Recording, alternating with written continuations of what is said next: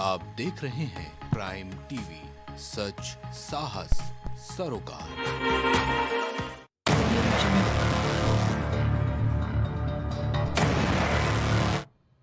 नमस्कार, बहुत स्वागत आपका। आप देख रहे हैं प्राइम टीवी। मैं हूं आपके साथ अदिति मिश्रा। वक्त प्राइम डिबेट का है, लेकिन आज का मुद्दा ऐसा है जिस पर बहस से कहीं अधिक चिंतन की आवश्यकता है। सियासी जुमलों से अधिक यहां जिम्मेदाराना रवैये की आवश्यकता है और जरूरत है आत्ममंथन की। ये जानने की जरूरत है आज कि आप और हम कैसे समाज और कैसे सिस्टम का हिस्सा हैं। यूपी के बलरामपुर में एक मूक बधिर एक बच्ची जो ना बोल सकती है ना सुन सकती है, 21 साल की उस बिटिया के साथ गैंग रेप हुआ। लेकिन ये कोई पहला मामला नहीं है जब प्रदेश महिलाओं के ऐसे चीरहरण से कलंकित हुआ हो। आए दिन रेप के मामले सामने आ रहे हैं, तस्वीरें सामने आ रही हैं, आरोपियों के एनकाउंटर भी किए जा रहे हैं, पुलिस की पीठ थपथपा दी जा रही है। लेकिन कानून का, पुलिस का, तंत्र का कितना डर, कितना खौफ इन वहशी पापी हैवान दरिंदों में है, इसकी बानगी पेश करती एक तस्वीर देखिए। किस तरीके से ये तस्वीर आपके सामने है जो आप देख रहे हैं, किसी मूवी का सीन नहीं है, ये रील नहीं है, कोई रियल लाइफ है और रियल लाइफ की एक हकीकत है। घटिया सिस्टम और गिरते सामाजिक स्तर की तस्वीर।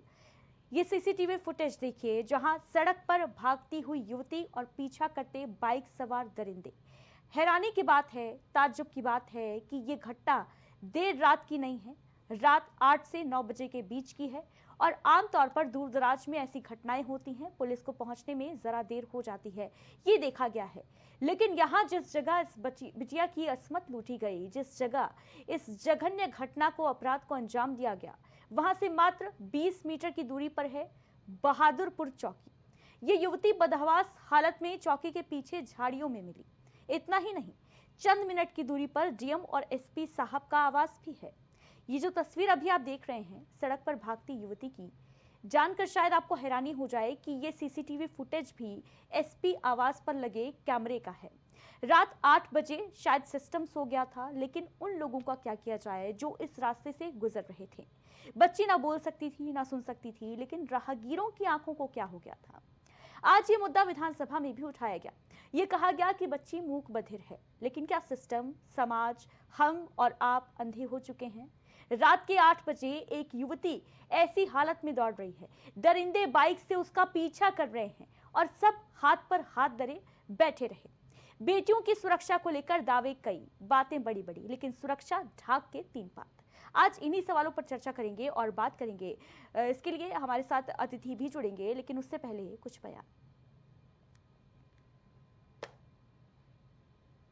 11/8/2025 को जनपद बलरामपुर के थाना कोतवाली देहात में वारी द्वारा ये सूचना दी गई कि उनकी बहन, जो कि मुखबधिर और मंदबुद्धि है, उसके साथ दुराचार हुआ है। इस सूचना पर पुलिस ने तत्काल मुकदमा पंजीकृत किया और इसकी विवेचना प्रारंभ की गई। जो जाने के रास्ते थे, उन रास्तों पर सीसीटीवी फुटेज देखकर 2 व्यक्तियों के नाम प्रकाश में आए और उन 2 व्यक्तियों को आज रात पुलिस मुठभेड़ गिरफ्तार किया गया। जो 2 व्यक्तियों को गिरफ्तार किया गया उनके नाम है अंकुर वर्मा पुत्र चंद्रदेव और दूसरा हर्षित पांडे पुत्र प्रयाग दत्त।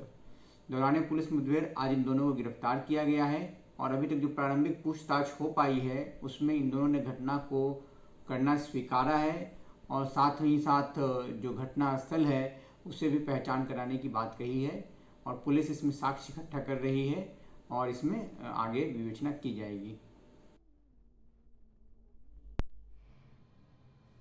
तो बलरामपुर की ये घटना एक बार फिर से प्रशासन के ऊपर सवालिया निशान खड़े हो गए हैं। चंद कदम की दूरी पर पुलिस चौकी और चौकी के पीछे ही बदहवास हालत में झाड़ियों में बच्ची पाई गई। ये बिटिया जिसके साथ कुकर्म किया गया, दरिंदगी की सारी हदें पार कर दी गई। किसी वीरान सुनसान इलाके की तस्वीर नहीं है, ये पॉश इलाके की बलरामपुर की तस्वीर है जहां पर डीएम आवास है, एसपी आवास है और चौकी भी इस घटना स्थल से महज चंद कदमों की दूरी पर, 20 मीटर की दूरी पर, जहां एक तरफ इस मुद्दे को लेकर सियासत भी गरमाई हुई है। विधानसभा में भी ये मुद्दा जोरों शोरों से उठाया गया है, लेकिन बड़ी बात यह है कि ये मुद्दा इतना संवेदनशील है, इस पर सियासत तो हालांकि नहीं करनी चाहिए, लेकिन सवाल लाजमी है कि पुलिस की नाक के नीचे इतनी बड़ी जघन्य वारदात हुई कैसे।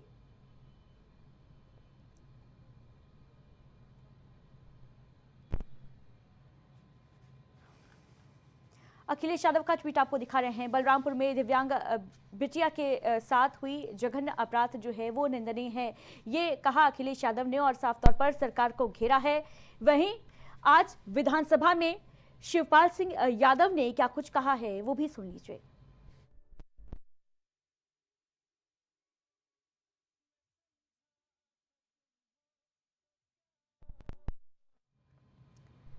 बताते चले आपको कि 24 घंटे के भीतर आरोपियों को एनकाउंटर के बाद अरेस्ट करके पुलिस ने भले ही इस पूरे मसले पर, पूरे मामले पर पीठ अपनी थपथपा दी हो, लेकिन ये जो तस्वीर निकलकर सामने आई एसपी ऑफिस के कैमरे में ये पूरी तस्वीर कैद हुई, जहां पर ये जो बिटिया है देखिए किस तरीके से सड़क पर भागती नजर आ रही है और बाइक सवार जो दरिंदे हैं, जो हैवान हैं, वो इस बिटिया का किस तरीके से पीछा कर रहे हैं। इस दौरान कई राहगीर भी वहां से गुजर रहे हैं, लेकिन किसी की भी आंखें इस घटना पर नहीं गईं। ये बड़ा प्रश्न है। पॉश इलाके में इस तरीके से रात के 8 बजे एक बच्ची के साथ दुष्कर्म हो जाता है, बलात्कार हो जाता है, गैंगरेप हो जाता है और पुलिस प्रशासन को इसकी भनक नहीं लगती। तस्वीरें आपके सामने हैं, देखिए ये जो तस्वीरें हैं ये बेहद चिंताजनक हैं और साफ तौर पर पुलिस प्रशासन पर, कार्यप्रणाली पर बड़े सवालिया निशान खड़े कर रही हैं। जहां एक तरफ समाजवादी पार्टी बीजेपी को घेर रही है और इस मुद्दे पर सवाल रख रही है, डीएम और एसपी को सस्पेंड करने की मांग कर रही है, वहीं दूसरी तरफ ये जो तस्वीरें सामने आई हैं वो प्रशासन के ऊपर बड़े सवाल जो हैं वो खड़े कर रही हैं। और इस पर चर्चा के लिए हमारे साथ तमाम अतिथि जो हैं वो जुड़ गए हैं। सबसे पहले तारुफ करा देते हैं खास मेहमानों से आपका। विकास पांडे जी हमारे साथ जुड़ गए हैं भारतीय जनता पार्टी से, रवि सिंह जी प्रवक्ता हैं कांग्रेस पार्टी से, साथ ही साथ शरण सिंह जी हमारे साथ जुड़ गए हैं, प्रवक्ता है समाजवादी पार्टी के। बहुत बहुत स्वागत आप सभी अतिथियों का। और सबसे पहले विकास पांडे जी, जो तस्वीरें सामने आई बलरामपुर से, ये कोई पहली तस्वीर नहीं है, लेकिन बेहद हैरान करने वाली तस्वीर है क्योंकि किसी मूवी का सीन नहीं चल रहा है। एक बेटी है सड़क पर दौड़ रही है और उसके पीछे हैं वो दरिंदे जिन्होंने इसकी जो अस्मिता है उसके साथ खिलवाड़ कर दिया, वो भी थाने से, चौकी से 20 मीटर की दूरी पर महज। क्या कर रही थी पुलिस? पुलिस के नाक के नीचे एक बिटिया की इज्जत लूट ली गई। पहले तो जी आपका धन्यवाद। देखिए निश्चित तौर पर दिल दहलाने वाली है और सबसे बड़ी चीज है मानवता को शर्मसार करने वाली है। उत्तर प्रदेश के अंदर इस तरीके की वारदात निश्चित तौर पर पुलिस की कार्यप्रणाली पर सवाल खड़ा एक बार करती हुई नजर आई। और जिसको सबसे बड़ी चीज समझिए कि जिस तरीके से पुलिस ने बाद में इसे काउंटर करके अपराधियों को 24 घंटे के अंदर गिरफ्तार किया। लेकिन इससे पहले आपके भी चैनल पे पता लगा और तमाम सूत्रों से इस बात की जानकारी आ रही है, मीडिया भी चला रहे हैं कि एसपी आवास के जिलाधिकारी आवास को जाने वाली ये रोड है, वहां से निकलने वाली ये रोड है और जिस पर इस तरीके की घटना हुई। मैं तो कहता हूं कि उत्तर प्रदेश में बहुत कम ऐसा देखने को मिलता है कि अपराध के ऊपर जिस तरीके की वारदात बलरामपुर में हुई है, इस पर पुलिस पर कहीं ना कहीं आरोप आए। तो ये मुझे लगता है कि निश्चित तौर पर बलरामपुर के पुलिस अधीक्षक को वहां के लोकल के अधिकारियों की, लोकल के पुलिस वालों की जवाबदेही तय करनी पड़ेगी। आखिर इतनी सुनसान सड़क पर जिस तरीके से चीजें हुई, ऐसा क्यों हुई और किस परिस्थिति में हुई? निश्चित तौर पर विकास पांडे जी, जवाबदेही अब किसी की भी तय हो जाए, भले ही आरोपी गिरफ्तार कर लिए जाएं, पीठ थपथपा ली जाए, लेकिन मसला तो ये है ना कि क्या रात के 8 बजे सड़क पर कोई बिटिया जो है सुरक्षित नहीं है? महज 1 किलोमीटर की दूरी पर उसके मामा का घर था, अपने घर लौट रही थी वहां से, और उस दौरान इतनी जघन्य वारदात को अंजाम दे दिया जाता है। कैसे ये मान लिया जाए कि प्रदेश में जो बेटियां हैं, जो महिलाएं हैं, वो सुरक्षित हैं? नहीं, देखिए मुझे लगता है कि जब आप बेटियों की, महिलाओं की सुरक्षा की बात करती हैं तो मैं फिर आपसे विश्वास के साथ इस बात को कहता हूं कि अपराध के ऊपर सबसे बड़ी चीज है कि आंखें मूंद करके नहीं बैठा जाता हमारी सरकार में। इस बात को लेकर के मैं बिल्कुल दावे के साथ। विकास पांडे जी, अगर आंखें खुली होती तो ये जघन्य अपराध जो है वो हुआ ही नहीं होता, उससे पहले ही टाल दिया जाता। एसपी ऑफिस, एसपी आवास की ही सीसीटीवी फुटेज जो है हम दर्शकों को दिखा रहे हैं। उस वक्त क्या आंखें बंद हो गई थी? रात के 8 से 9 बजे के बीच कोई बहुत बड़ा टाइम नहीं था, ऐसा नहीं था कि देर रात की तस्वीर सामने आई हो। नहीं, देखिए 20 मीटर की दूरी पर चौकी थी, चौकी के पीछे झाड़ियों में बदहवास स्थिति में ये युवती मिलती है और आप कह रहे हैं कि आंखें बंद नहीं थी।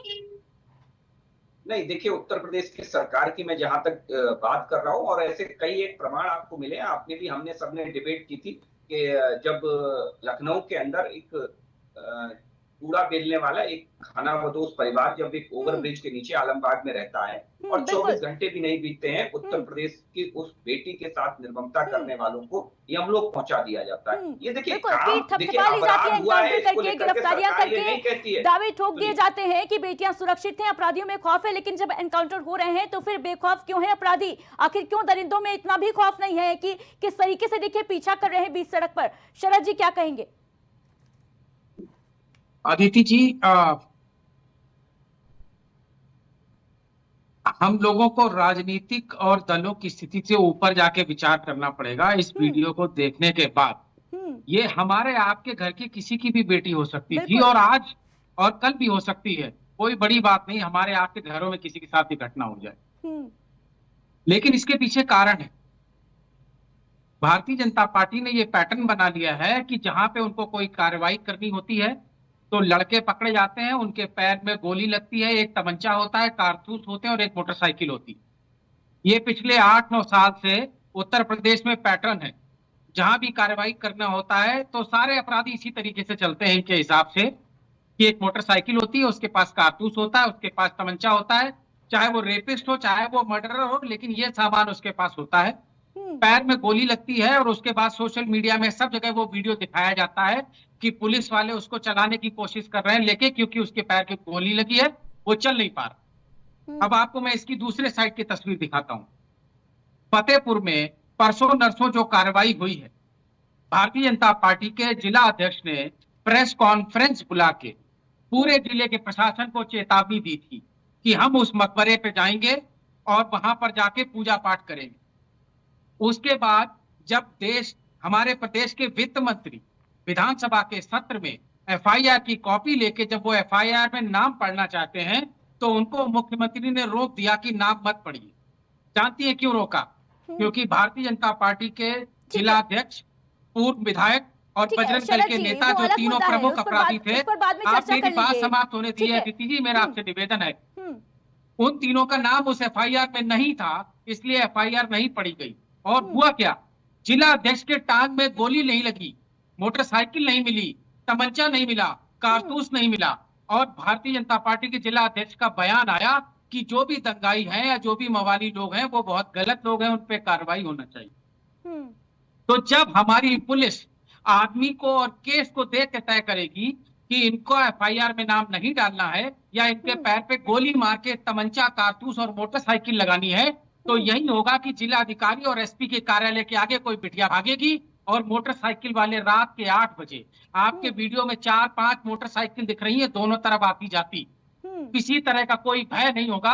और चौकी के पीछे झाड़ी में सिर्फ 20 मीटर दूर कोई नाबालिग लड़की मिलेगी आपको जिसके साथ रेप की घटना हुई होगी। उसका सिर्फ और सिर्फ एक कारण है, जिस लीडर ने कोई भी कार्रवाई करने से पहले यह तय कर ले कि कार्रवाई क्या करनी है, और जहां की प्रशासन और शासन निष्पक्ष नहीं रहेगा, इसमें सिर्फ और सिर्फ अपराध बढ़ेगा और पुलिस और प्रशासन का इकबाल घटेगा। इसलिए ये घटना की दुर्गति का सीधा जिम्मेवार योगी आदित्यनाथ जी स्वयं है। इस तरह की कोई भी घटना की जिम्मेवार लीडर को लेनी चाहिए। मैं फौजी हूं और मैंने फौज में यही सीखा है कि अच्छा करेंगे तो फौज के कमांडर का इकबाल होगा और गलत करेंगे तो फौज के कमांडर को जिम्मेवारी लेनी पड़ेगी। अगर इस तरह के मूल्य होंगे तो आप भी जानती हैं, आज भी सड़क पे कहीं फौज की टुकड़ी निकल जाए तो 6-6 साल 8-8 साल के बच्चे सैल्यूट करते हैं। है कि ये कोई दूर दराज का इलाका नहीं है, कोई जंगल नहीं है, ये एक सड़क है, वो भी पॉश इलाके की सड़क, जहां पर वो बच्ची देखे किस तरीके से दरिंदों से अपनी जान बचाने के लिए भाग रही है, लेकिन फिर भी उसी सड़क से उसका अपहरण कर लिया जाता है। उसके बाद उसके साथ दरिंदगी की हदें पार कर दी जाती हैं। रवि सिंह जी क्या कहेंगे? लोगों को प्रणाम करता हूं। और अदिति जी, सबसे बड़ी बात है कि देखिए, उत्तर प्रदेश सरकार में ये एक नैरेटिव फैलाया जाता है कि लॉ एंड ऑर्डर बड़ा चुस्त और दुरुस्त है। मैं ये जानना चाहता हूं कि जिस प्रदेश में लगातार 5 डीजीपी एक्टिंग हो रहे हों, जिनको कार्यवाहक आप कहते हैं, तो आप समझ सकती हैं कि लॉ एंड ऑर्डर कितना दुरुस्त होगा। दूसरी बात, अभी शरद जी ने कहा था कि डीएम और एसपी के आवास के 1 किलोमीटर के रेडियस में ये घटना होती है, और जो वो पुलिस बहादुरपुर जो पुलिस चौकी है वहां से 20 मीटर की दूरी पे होता है। रात को 8 बजे बेखौफ बदमाश उस बच्ची को उठाते हैं, गन्ने के खेत में ले जाते हैं और उसका बलात्कार करते हैं। दूसरी बात आप ये देखें मैडम कि अभी अभी वाराणसी में एक 19 साल की लड़की को 23 लड़कों ने सामूहिक बलात्कार किया। प्रधानमंत्री मोदी को कमिश्नर को तलब करके बाबतपुर हवाई अड्डे पे और उनसे पूछना पड़ा कि आप कार्रवाई करिए। दूसरा पहलू है कि एनसीआरबी का जो डेटा है मैडम, ये हर दिन उत्तर प्रदेश में 10 हत्याएं होती हैं, 11 बलात्कार होता है और 25 महिलाओं का अपहरण किया जाता है। कस्टडी में सबसे ज्यादा मौतें होती हैं, महिलाओं पे सबसे ज्यादा अत्याचार होते हैं और वुमेन क्राइम का रेट पूरे देश में नंबर 1 पे है। तो आप बताएं कि एनसीआरबी का डेटा कह रहा है कि वुमेन क्राइम पूरे देश में प्रथम स्थान पे उत्तर प्रदेश में है, और हमारे यहाँ ये देखिए कि पुलिस की ये है ना कि अभी भी शरद जी जो कह रहे थे कि फौजी हैं, तो मैं भी फौज से बिलोंग करता हूँ। वहां अगर आप गलती करते हैं तो आपको सजा दी जाती है, अच्छा करते हैं तो आपको शाबाशी दी जाती है। दूसरी बात की सारी जिम्मेदारियां आपको लेनी पड़ती हैं जो कमांडर होता है, इसलिए लीडर को फ्रंट से लीड करना पड़ता है। अभी कथावाचक को जिसका दिल करता है वो मात मुड़वा देता है, कांवड़िए जिसको चाहे उसको तोड़ देते हैं, और बस्ती से लेकर के वहां तक, उसके बाद मकबरे पे जिसका दिल करे कह देता है। कोई इस देश में कोई कोर्ट है कि नहीं है बताएं, और आप जहां चाहे कहें कि नहीं ये हमारी मंदिर है। अगर यही हाल किसी, आप सोच के देखें जरा, किसी मंदिर के साथ हुआ होता तो अब तक बुलडोजर भी चला गया होता और इस जो भरपाई होता उसको कहा जाता कि इनसे हम रिकवर करेंगे। लेकिन ये इनको पता है कि रवि सिंह जी, बुलडोजर चलाना, एनकाउंटर कर देना, क्या ये सोल्यूशन है? क्या अगर सोल्यूशन होता तो फिर आखिर क्यों खौफ नहीं आ रहा है बदमाशों के अंदर, दरिंदों के अंदर, हैवानों के अंदर? इस तरीके की जघन्य घटना को अंजाम जो है दे दिया जा रहा है बीच सड़क पर। खौफ इसलिए नहीं होता है मैडम कि ये कलेक्टिव टारगेट होता है कि अभी जैसा शरद जी ने कहा कि मोटरसाइकिल मिलती है, 2 लोग मिलते हैं और पुलिस इतनी सक्रिय होती है कि वो कहती है कि वो अभी प्लान कर रहे थे तो हम उनको मार दिए, और यहाँ 6 दिन तक बच्चियों के साथ 23 लोग बलात्कार करते हैं, 8 बजे रात में लोग दौड़ा करके कर देते हैं। तो जब आप सेलेक्टिव करती हैं तो लोग लगता है कि चलिए ये तो टारगेटेड है, कुछ लोग पकड़े जाएंगे, मार दिए जाएंगे, हम बच जाएंगे। और निश्चित रूप से इसमें समाज को भी सोचने की जरूरत है। बिल्कुल, सरकारों में इस तरह की बात तो होती रहेंगी, आप क्राइम से फ्री नहीं हो सकते, लेकिन निश्चित रूप से भय तो होना चाहिए। जितना नैरेटिव फैलाया जाता है उतना नैरेटिव निश्चित रूप से उत्तर प्रदेश में नहीं है, और कानून और लॉ एंड ऑर्डर के मामले में उत्तर प्रदेश बिल्कुल फेल है। कहाँ है लॉ और कहाँ है ऑर्डर? ये जो तस्वीरें सामने आई वो तो यही बयां कर रही हैं कि बिल्कुल भी खौफ नहीं है लोगों में। जहाँ अपराधी बेखौफ कानून का कोई खौफ नहीं है, तोड़ दे, जहाँ दिल करे वहाँ तोड़ फोड़ कर दे, कोई पूछने वाला नहीं। आप इतनी कर देती है कि FIR कर दिया, बट FIR के बाद हुआ क्या? क्या उसकी ठीक है, जवाब ले लेते हैं विकास पांडे जी। आप सोच सकती हैं इस बात को? निश्चित तौर पर मैंने इस घटना को लेकर के स्पष्ट अपना मत रखा, लेकिन मुझे लगता है कि समाजवादी पार्टी हो चाहे हमारे कांग्रेस पार्टी के साथी इसे राजनीतिक रंग देकर के एक बार फिर सरकार को घेरने की कोशिश कर रहे हैं। मैं 2014 का एक आर्टिकल पढ़ रहा था दैनिक भास्कर का, और उस दैनिक भास्कर के आर्टिकल की लाइन ये थी कि हर दिन 24 rape, 21 attempt to murder, 13 murder, 33 kidnapping, 19 दंगे, 136 चोरियां, एक दिन में 7650 क्राइम की घटनाएं। ये था 2014 में उत्तर प्रदेश। आपको इस बात को भी जानना पड़ेगा कि इस उत्तर प्रदेश में आप जिस लॉ एंड ऑर्डर को लेकर के आज इतनी बात कर रही है, ठीक है बलात्कार की घटना हुई है और भारतीय जनता पार्टी इसे कतई बर्दाश्त करने के मूड में नहीं, और ना ही हम बर्दाश्त करने को लेकर के इस पर कहीं कोई अदिति जी मेरा निवेदन है आपसे, मेरा निवेदन है, मुझे भी कंप्लीट हालांकि वो भी ठीक नहीं था। 29 जुलाई 2016 बुलंदशहर के अंदर एक महिला का और उसकी नाबालिग बेटी के साथ सामूहिक बलात्कार किया जाता है 29 जुलाई 2016 को अदिति जी। और उसके बाद आज तो आपकी सरकार है ना, नहीं इस मुद्दे पर राजनीति मत करिए। 2016 को आप सुनती रही अदिति जी प्लीज, अदिति जी प्लीज, जितना धैर्य से मैंने उन साथियों को सुना उतनी मैं अपेक्षा करता हूँ आप भी मुझे सुनेंगी। सरकार है तो हमारी जिम्मेदारी है, और जिम्मेदारी हमारी नहीं होती तो शायद मुझे लगता है समाजवादी पार्टी का अगर सरकार होती तो अधिकारियों तो आज वो लंगड़ा के नहीं चल रहे होते।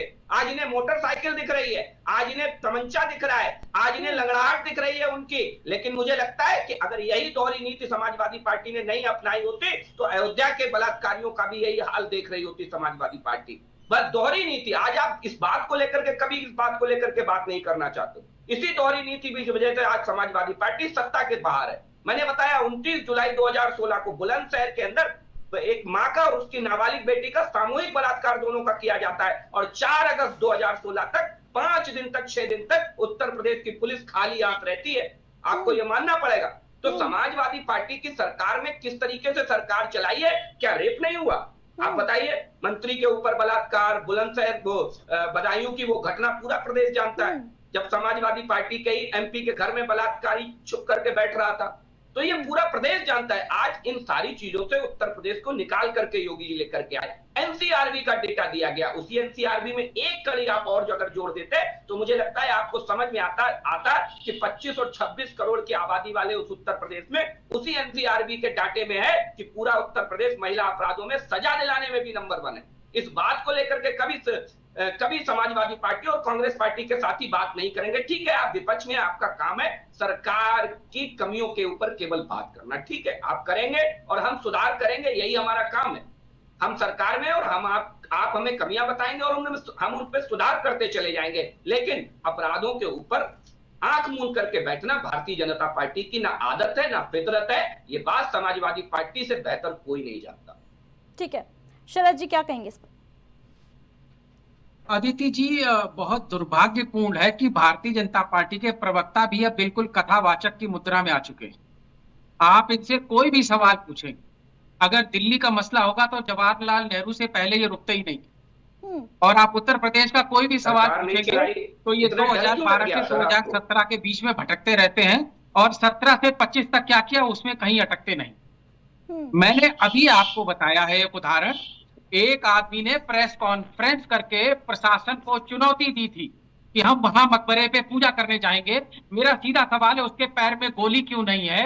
उसके पास से मोटरसाइकिल, तमंचा और कारतूस बरामद क्यों नहीं हुआ है? आज 2 दिन हो गए। इसलिए क्योंकि प्रशासन और पुलिस को इनकी सरकार बताती है किसको गोली मारना है, किसको चाय पिलानी। इनके प्रशासन का और इनके पुलिस का इकबाल समाज से समाप्त हो चुका है।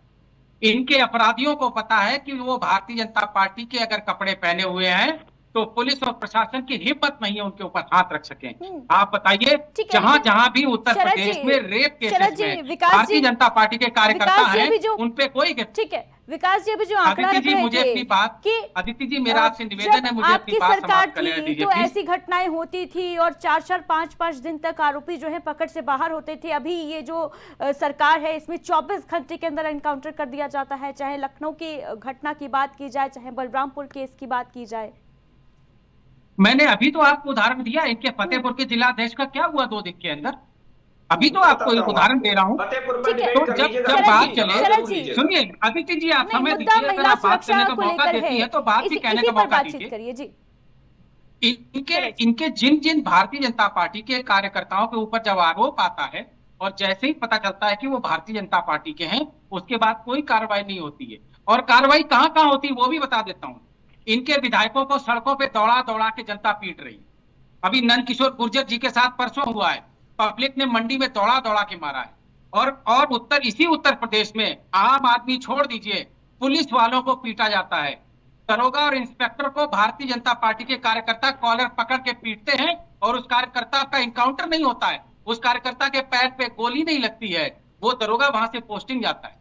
तो जब पुलिस को इन्होंने इस तरीके से इस्तेमाल करना शुरू कर दिया है तो क्या होगा आप बताइए। मैं आपको एक घटना याद दिलाता हूं, ताज होटल के पास की एक लड़की के ऊपर कुछ लड़कों ने पानी डाला, तो यही नेता योगी आदित्यनाथ, उन्होंने एक मुस्लिम और एक यादव का सिर्फ नाम नहीं लिया विधानसभा में, बार बार बोल रहे थे कि एक यादव था एक मुसलमान था। और जानती उस केस में क्या हुआ? दोनों बरी हो गए, इनिशियली जांच में बरी हो गए, लेकिन फतेहपुर कांड में इन्होंने किसी का नाम तक नहीं लेने दिया। पूरे विधानसभा के भरे पटल पे मुख्यमंत्री ने वित्त मंत्री को रोक दिया कि एफआईआर के नाम मत पढ़िए।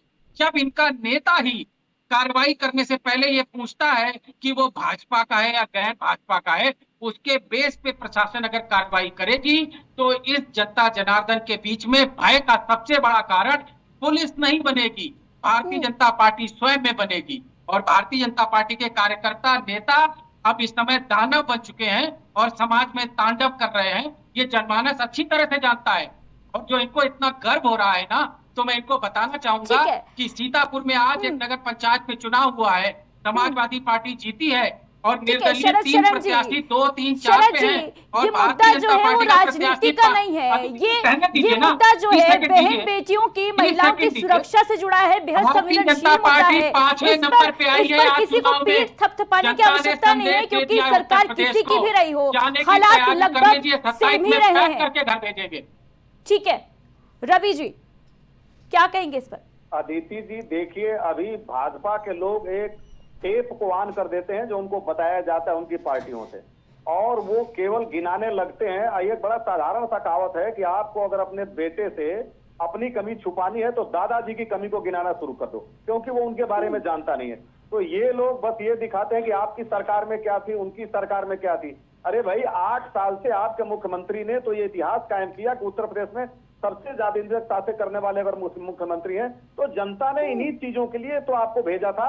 अब आप ये कहेंगे अखिलेश यादव के समय में ऐसा था या कांग्रेस के समय में ऐसा था, इससे आप अपनी अकाउंटेबिलिटी से भाग नहीं सकते। और इन लोगों को जरा सोचना चाहिए कि समाज में जागरूकता के साथ साथ कम से कम इतनी भय विहीन जनता को होनी चाहिए। अब बताएं कि अगर एक मुख्यमंत्री रात को 8 बजे डीएम के पास होगा तो इसका कितना बड़ा इंपैक्ट पड़ेगा समाज में।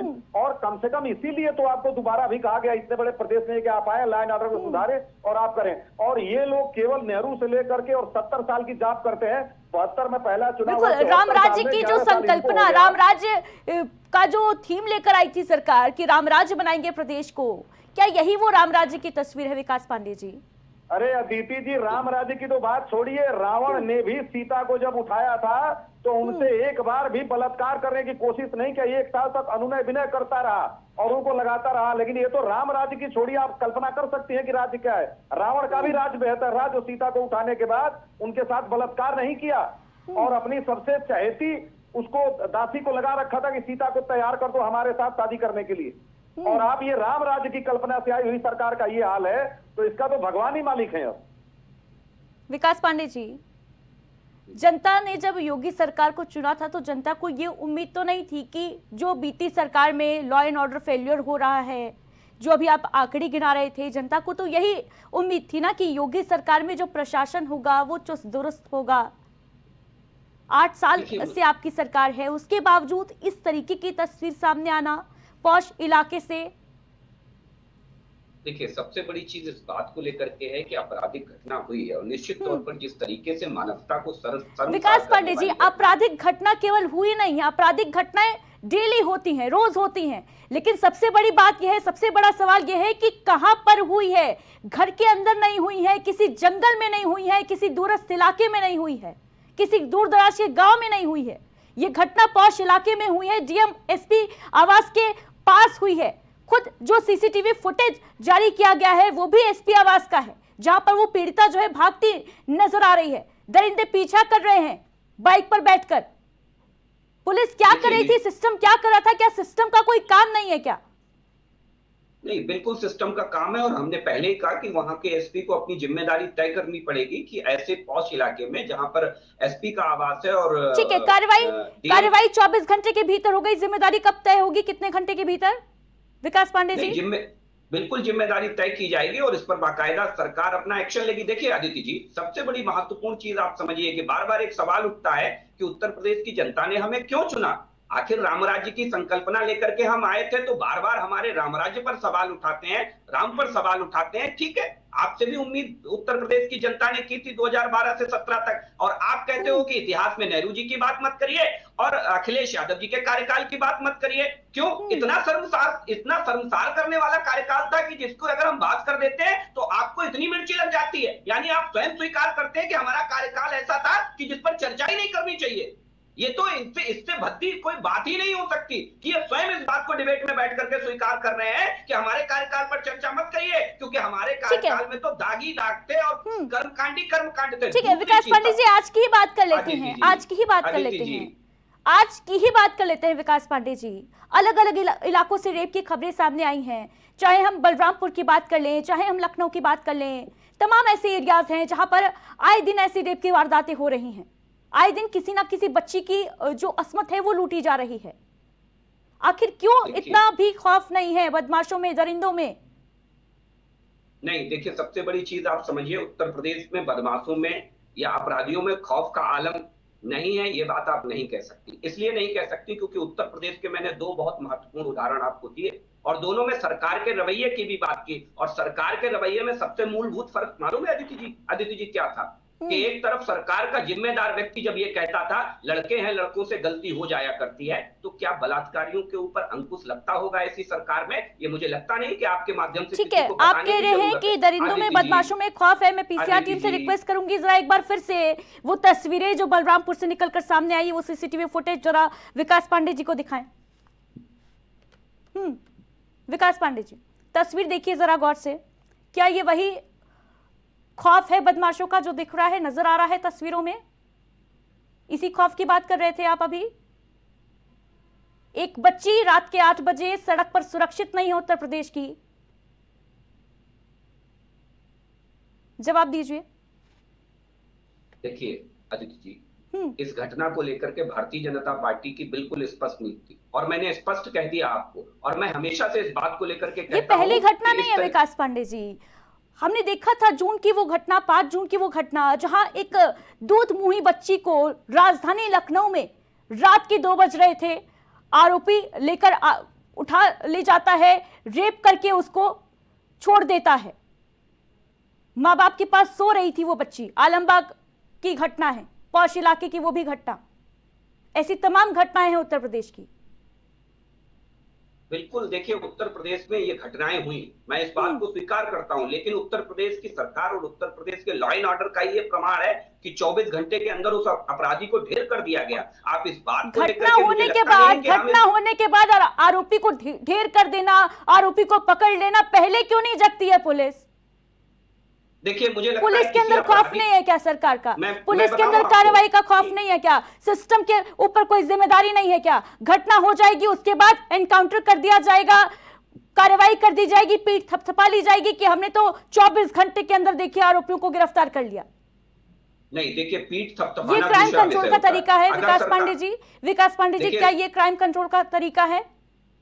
अदिति जी, क्राइम कंट्रोल का तरीका आपके हिसाब से क्या हो सकता है, जरा मुझे बता दीजिए। क्योंकि देखिए किसी अपराधी के माथे पे तो नहीं लिखा है कि अपराधी है। और सबसे बड़ी बात, इस बात को आप तस्दीक करके इस बात को पुष्टि के साथ मैं कह रहा हूं कि आप ये देखिए कि उस सड़क के ऊपर कई वाहन और गुजर रहे हैं। आप इसको मानवता के दृष्टिकोण से भी देखने का काम करिए और समाज के भी दृष्टिकोण से देखने का काम करिए। विकास पांडे जी, मैं लगातार यही कह रही हूँ कि केवल सिस्टम नहीं, यहाँ पर मानवता भी शर्मसार हुई है। और जो लोग, ये बच्ची को लोग भले ही मुंह बधिर बोल रहे हैं, लेकिन मैं मानती हूँ कि वो समाज जो है अंधा था। वो लोग जो यहाँ से गुजर रहे थे वो भी अंधे थे और वो सिस्टम भी अंधा था, जिसकी वजह से इस बिटिया को अपनी अस्मिता जो है वो खोनी पड़ी। शरद जी, एज अ सोसाइटी हम कहां जा रहे हैं? ये समाज जो है किधर जा रहा है, जहां एक बच्ची किस हालात में देखिए दौड़ती नजर आ रही है, पीछे बदमाश उसका पीछा कर रहे हैं, दरिंदे उसको नोचने के लिए उसके पीछे पड़े हुए हैं, लेकिन समाज में किसी ने भी ये जिम्मेदारी नहीं समझी।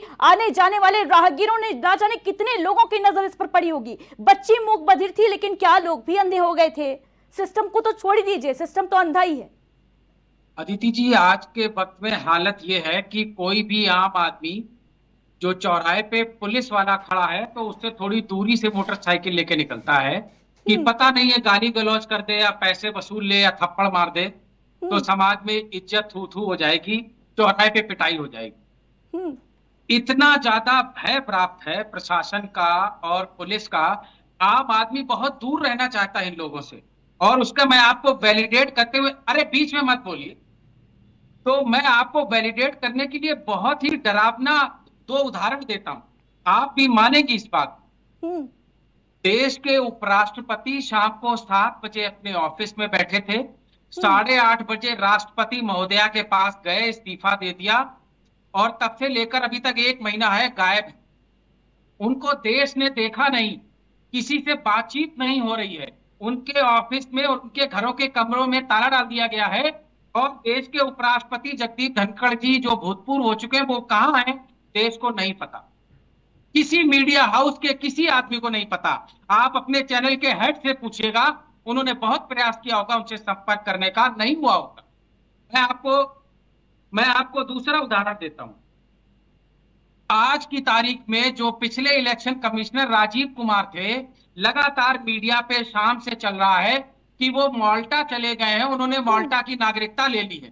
वो देश से निकल गए और देश को पता नहीं है, क्योंकि उनको पता है कि सरकार बदलने के बाद ये जितने वोट चोर और जितने वोट लूटने वाले ये सब जेल जाएंगे, तो राजीव कुमार को भी जेल जाना पड़ेगा। कहाँ की बात आप कहाँ पर जोड़ रहे हैं शरद जी?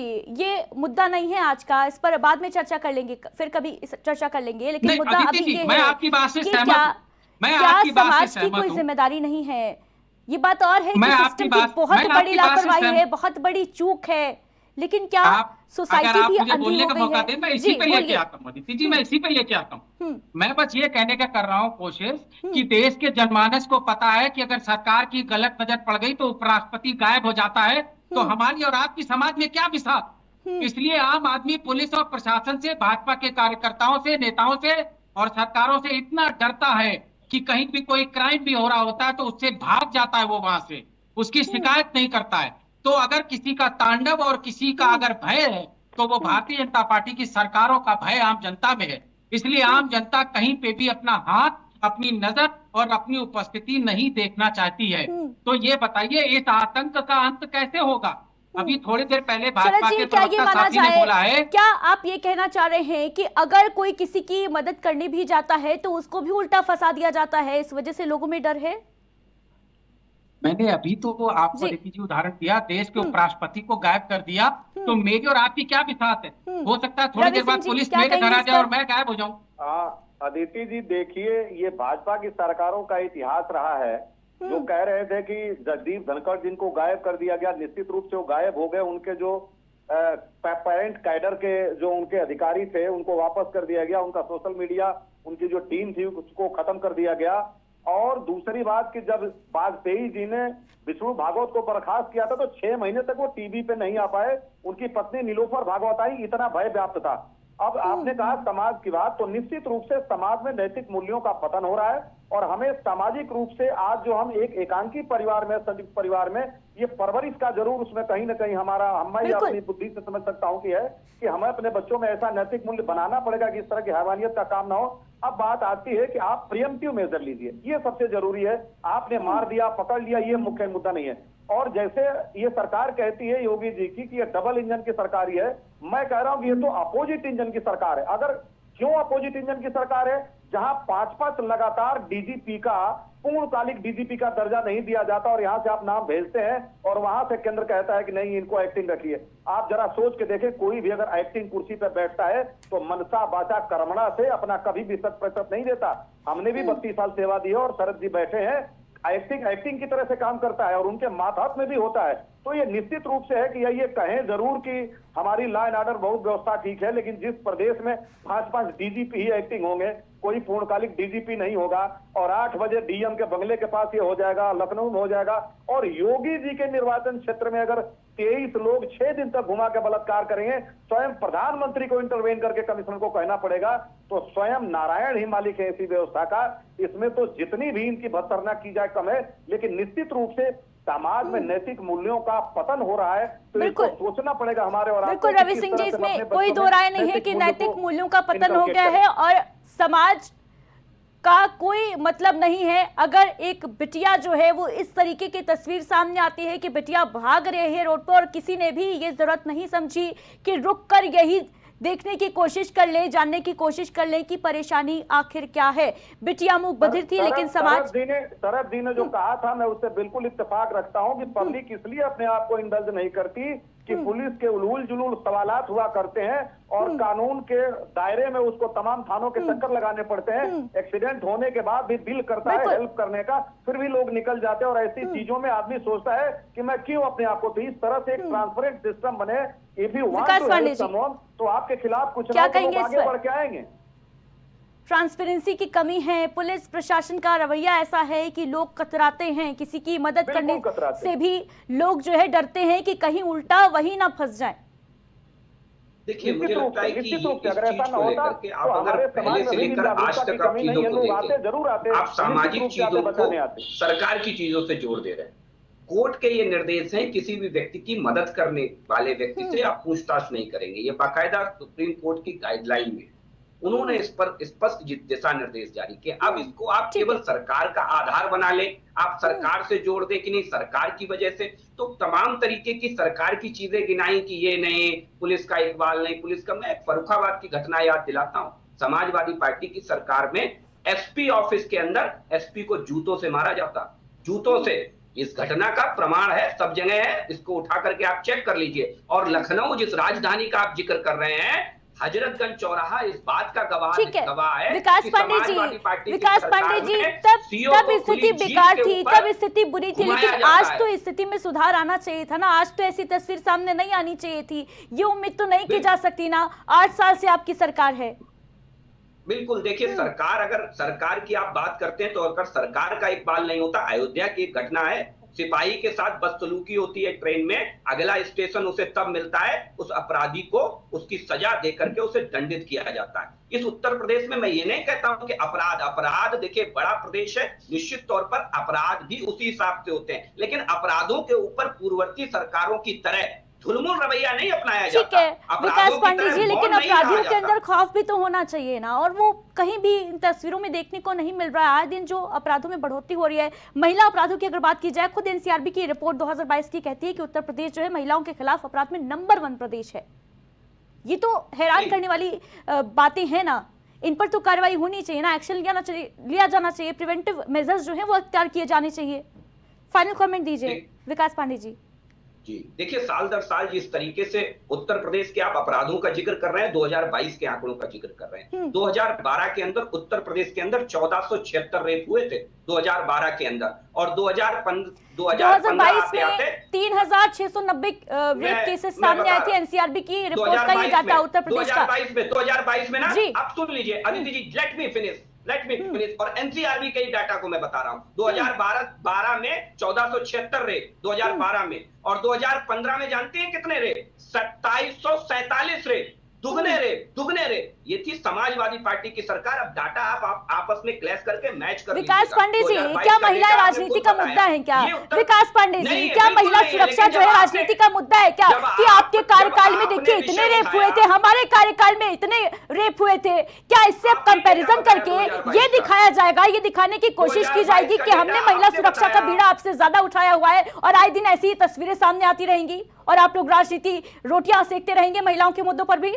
विकास पांडे जी, 2022 का डेटा आपने दिया, मैंने तो केवल उस डेटा को वेरीफाई करने के लिए एक दूसरा डेटा आपके सामने रख दिया। आप खुद ही कंपेयर कर लीजिए। आप बार-बार भारतीय जनता पार्टी की सरकार के ऊपर सवाल उठा रही है। सरकार हमारी है, जिम्मेदारी हमारी है, और हम पूरी जिम्मेदारी सरकार आपकी है, तो सवाल भी आपसे ही किए जाएंगे विकास पांडे। बिल्कुल, मैं वही कह रहा हूं आपको। और सवाल, सबसे बड़ी बात ये समझिए आप, सवाल जितने हमसे होंगे, मैंने एक बहुत बुनियादी सवाल छोड़ा था, आप भी समझिए कि बार बार जब बात आती है पूर्ववर्ती सरकारों की, तो ये स्वयं स्वीकार करते हैं कि नहीं, हमारी पर सरकारों की बात मत करिए, क्योंकि हमारी सरकारों में तो खुला नंगा नाच होता था। ठीक है, समाजवादी पार्टी के लेते थे। अदिति जी, मेरा आपसे निवेदन है कि जिस तरीके की भाषा इस्तेमाल हो रही है, एक टीवी के पटल पे इस तरीके की भाषा में बात नहीं करना चाहिए, चाहे कितना भी मन आवेशित हुआ।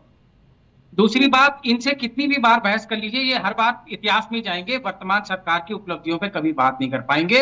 यथार्थ ये है, केंद्रीय सरकार के एनसीआरबी का डाटा है, उत्तर प्रदेश में निरंतर हर साल दलितों पे और महिलाओं पे देश में सबसे ज्यादा अगर कहीं अपराध हो रहे हैं तो वो उत्तर प्रदेश में हो रहे हैं, और उसका मैं आपको कारण बताना चाहूंगा, वैलिडेटेड। हमारे उत्तर प्रदेश में दोनों उप मुख्यमंत्री और शर्मा जी जैसे महत्वपूर्ण मंत्री एक चपरासी की पोस्टिंग तक करने की हैसियत नहीं रखते हैं। योगी जी ने सारे मंत्रियों के अधिकार अपने पास रखे हुए हैं, और वो सब अधिकारियों से सरकार चलवाते हैं। और दिल्ली और लखनऊ की लड़ाई यहां तक गई है कि मिर्जापुर मंडल और चित्रकूट मंडल में जो खनन माफिया हैं, इनकी सिंह सरकार में 70-70, 80-80 गाड़ियों के काफिले से चलते हैं। और अभी 15 दिन पहले सड़क पे इनके नेताओं ने एडिशनल एसपी को बहुत बुरी तरीके से मारा है, पीटा है, और जो गालियां दी उसके वीडियो सोशल मीडिया पे चल रहे हैं। जहां पे इस तरीके की दुर्भावना के साथ सरकार चल रही है, मेरा सीधा इशारा लीडर के ऊपर है। जिस सरकार का नेता ही भ्रष्ट हो, जिस सरकार का नेता ही संत चरित्र के ओढ़ के कब्जे पे पैरों से कपड़ों से और इस तरीके से दुष्चरित्र की भावना से, धार्मिक नफरत से, जातीय भावना से अगर सरकार चलाएगा, उस देश में और उस प्रदेश में कभी राम राज्य स्थापित नहीं रवि हो सिंह जी, सकता। फाइनल कमेंट आपसे इनका लूंगी। एक ही समाधान ठीक है, शरद जी, इनको हम यहाँ समय से की कमी बाहर है। करेंगे रवि जी। और वोट चोरी में अदिति इनको जी, जेल मैं सिर्फ भेजेंगे। 3 शब्द कहना इनकी चाहूंगा जगह सिर्फ कि जेल जिस है। राम राज्य की कल्पना पे ये सरकार आई थी, अब ये बताएं कि राम के समय में एक धोबी के कहने से उन्होंने इतना इज्जत हक पहुंची का परित्याग कर दिया। दूसरी बात ये कह रहे हैं कि लोगों को कोर्ट का आर्डर है कि किसी को परेशान नहीं किया जाएगा। हिंदुस्तान में सबसे बड़ी व्यवस्था यही है कि हम ये उम्मीद करते हैं कि भारत का हर नागरिक कानून को जानता है, जबकि विधिवेत्ता भी पूर्ण रूप से कानून को नहीं जानते, यही सत्यता है। और तीसरी बात मैं कहना चाहता हूं कि अभी ये इतिहास की बात कर रहे थे, ये बताइए उस इतिहास के श्रवण से, चिंतन से, मनन से, अध्ययन से क्या लाभ जो हमें भविष्य का मार्ग प्रशस्त न करता हो, या उन बुराइयों को दूर करने के लिए कोई एक रचनात्मक ठोस प्रणाली के लिए कोई मार्ग प्रशस्त न करता हो, तो उन इतिहासों का हम अध्ययन करते रहे और श्रवण चिंतन मनन करते रहे। मैं अंतिम बात कहना चाहूंगा कि तू इधर उधर की न बात कर, ये बता कि कारवा क्यों लुटा, मुझे रह गुजर से गिला नहीं, तेरी रहबरी पे सवाल है। बिल्कुल, अभी सबसे बड़ा सवाल यही है कि इस पर चिंतन करने की आवश्यकता अधिक है कि आखिर ऐसी घटनाएं हो क्यों रही हैं और इनके लिए क्या कुछ प्रिवेंटिव मेजर्स जो हैं वो लिए जाने चाहिए। फिलहाल आप सभी का हमारे साथ इस खास डिबेट में जुड़ने के लिए बहुत बहुत शुक्रिया। तो बलरामपुर में मूक बधिर युवती के साथ हैवानियत के बाद एक और जहां सियासत उफान पर है, वहीं दूसरी तरफ इस घटना ने बेहद जो सुरक्षा के लिए दावे किए जाते हैं उन पर भी बड़े सवालात खड़े कर दिए हैं।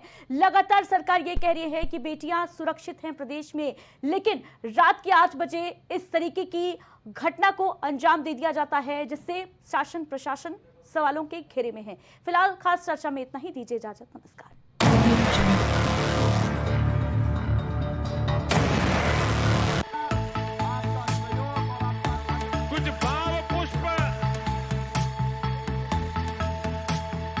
आप देख रहे हैं प्राइम टीवी, सच साहस सरोकार।